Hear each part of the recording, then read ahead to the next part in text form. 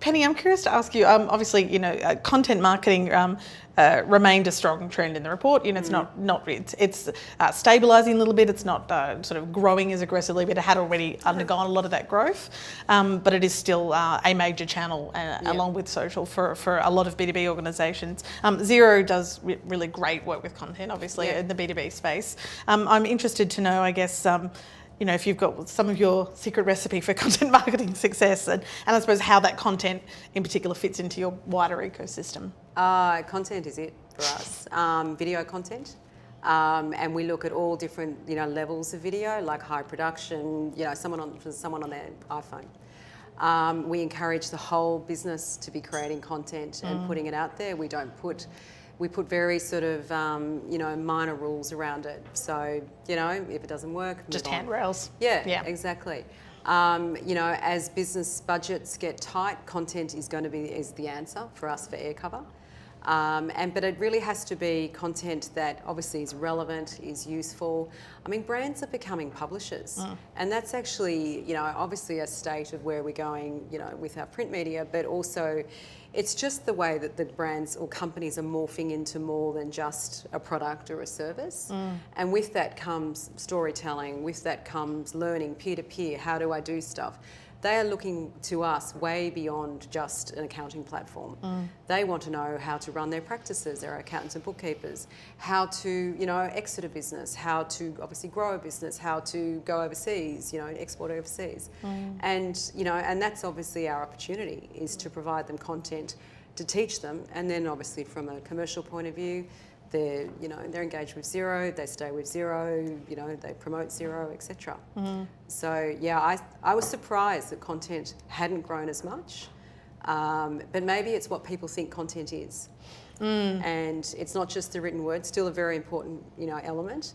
But video content is it. Yeah, absolutely. It really is about that. We've seen the same thing in our practice as well at Greenhat. It's about the capacity to help people self-serve as well. So not just doing good, robust storytelling around you and everything that you do and helping people get the most out of products. But I'm amazed at small businesses how they can turn out really great content and not get scared of, oh God, I don't have all the facilities. But that's ranking as high as, some of the big brand content. Absolutely. Yeah. And you're right, it really does come down to quality. I mean, as in the quality of the content itself, not so much the production. I think, you can get away with a lot if it's understandable and coherent, and the content itself is high quality and relevant. It's got to be high quality and relevant. Then you're winning. It doesn't need to be. Otherwise, it's just doesn't need to look like a Hollywood movie. But what you said is just key there. It comes back down again to understanding your customer. Understanding what the buyer, what type of information they need at various parts of the sales cycle. Where do they get that information from? Because I think as exciting as content has become and as easy it is to actually produce, it's adding to the noise. And so we're becoming quite mindful to understand what content is required at what stage of the funnel, and then mapping do we have the right content and where are our gaps, as well as in making sure that we're amplifying it through the right channels. So with content creation has come yet another discipline that we're really trying to get good at as well. Something else we've seen work very effectively for a number of organisations is, as you say, there is so much content out there. Obviously, there's still room for more, and there's still needs unmet that can be answered through great content. But there is a real role for some brands and organisations to step up and be the expert connector, the expert curator. So they may actually not be necessarily adding more content to the glut. They might be going, our value is the expert view, and we can actually cobble together these bits of great content that do answer your need at that moment in your journey. And our role and our assist is to bring them to you in a format that's all those other things we talked about: timely, relevant, most useful, and I guess most lined up with where they are at that stage of the journey. And there's power in that too, I think, and that way you're not actually necessarily just adding content to the pile for content's sake. Yeah, education content is really important, certainly to, engage a customer or prospect, but to, educate the customer all the way through. And that can be like just tiny little bite-sized delivered within the product, or delivered when they're, served up when they're actually needed.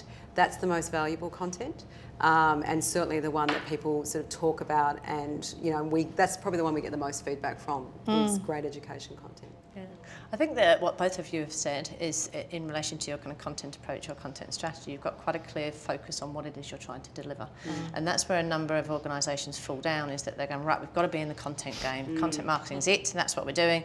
And then everyone starts producing content and there's no common thread, there's no reason for doing it. The objectives and the measures aren't clear, and all of a sudden you find yourself in a bit of a content mess. Whereas everything you said then, it was like how to, it's a really clear what you're trying to provide or for. Or use your channels, like Instagram. We only talk about our customers on Instagram. We just promote and make them the heroes and celebrate these great, you know, a cookie maker in Auckland or something, because they're amazing stories. Yes. Yeah. Sometimes you follow threads of, you know, companies, and it's a little bit schizophrenic what they're putting out there. You're like, oh, am I looking at what's going on in there, or what you're trying to say about your product or your community? I don't get it. Very true, yeah. Just that clear role of channel. That's like this has such a clear purpose, not just for you guys, but me as the consumer, whether I'm yet a customer or not, I have a clear understanding of what this channel is basically all about.